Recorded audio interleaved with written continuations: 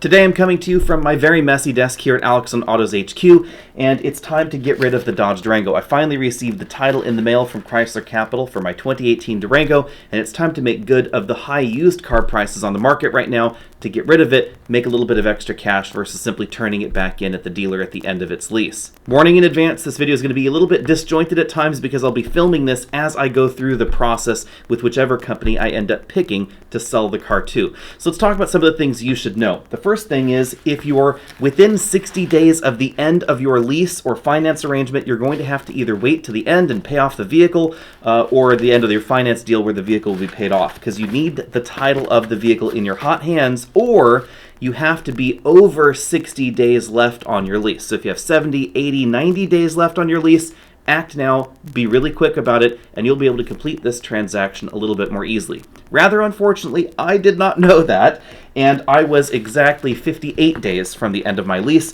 so I had to go ahead and pay off the lease. It ended up being a really good deal. The residual on my lease, let's go through the numbers here so you have exact numbers. Residual lease on my Dodge Durango here was $30,079.20. So I was able to work up some cash there, paid off Chrysler Capital, waited an absolute eternity to get the certificate of title from them.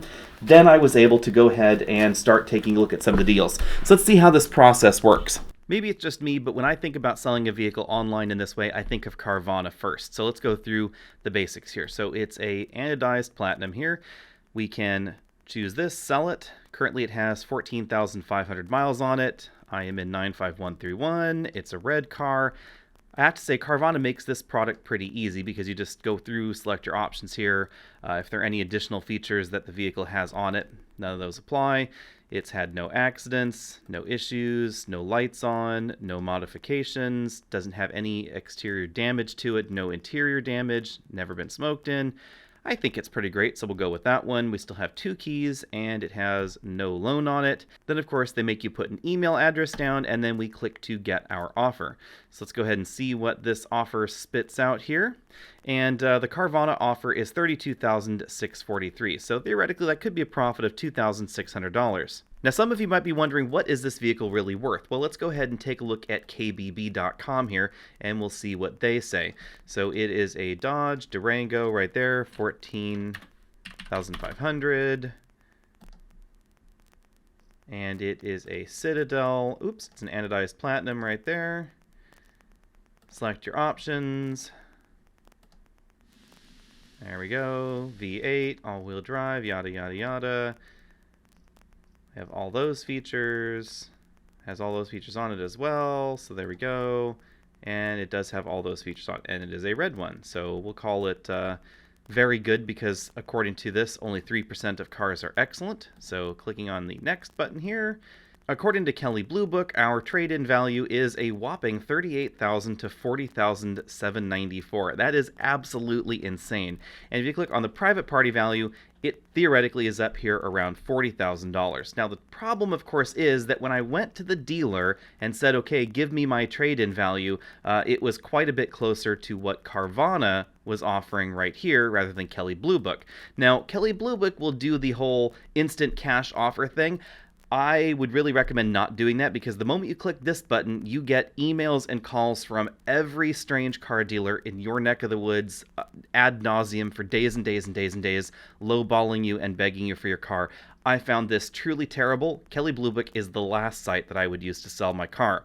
Now, the one thing I should mention here is Vroom. I actually got an email from Vroom here that they're offering $39,521. You could probably guess which one I chose. That's right, I ended up with Vroom because they were offering an awful lot more than Carvana and all of the other sales sites that I checked out for the Durango.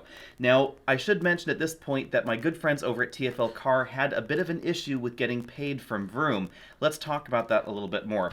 They were getting paid by check, and apparently there was a delivery error with the check. Now, Roman was a little upset about that, but I kind of understand a little bit about where Vroom was coming from.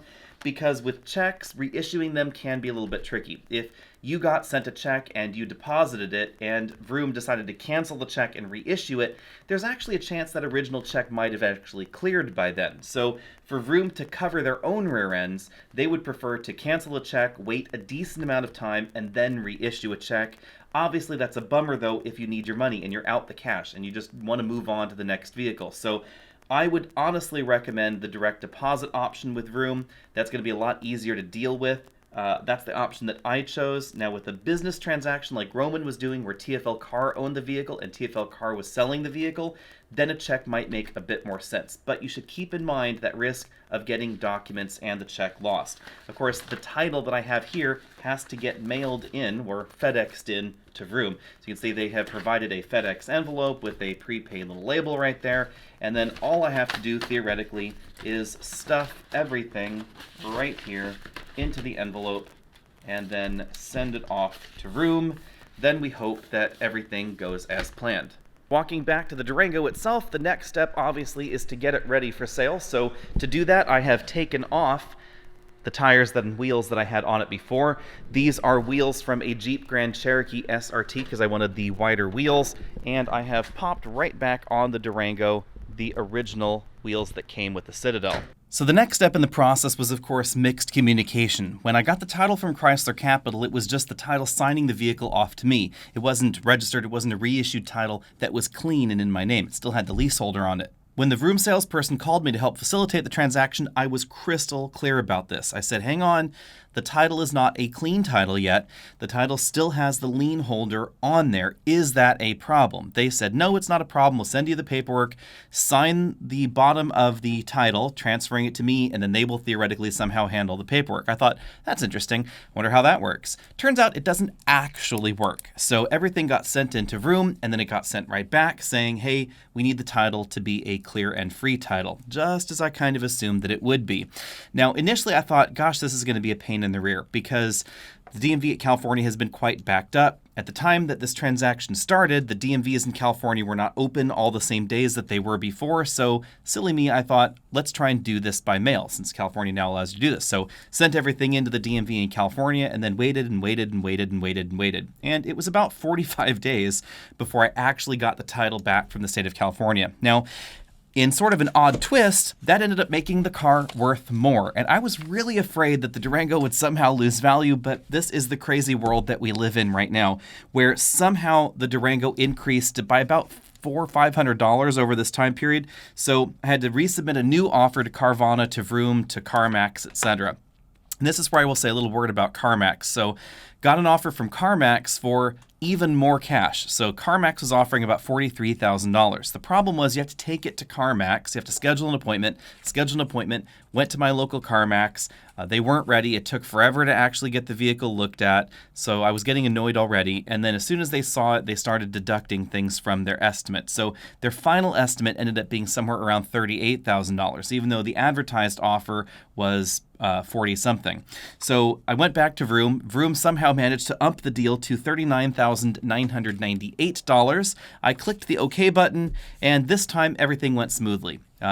Did all the same process as before. Package came, threw the title in it, sent it off to Vroom. Vroom said, hey, everything is great. Vroom sent an email to me with a link where I could pick the date and time that the vehicle would get picked up, but there wasn't really much of a choice there. It was really just 2 days. Now, I called the 800 number just in case to see what would happen if I couldn't make either of those 2 days, and they really did want it to be pretty close in, but they would adjust it if you needed to. So don't worry about that. If you happen to be out of town that particular day, you could either have someone else facilitate it for you, or you could just attempt to change it with Vroom themselves.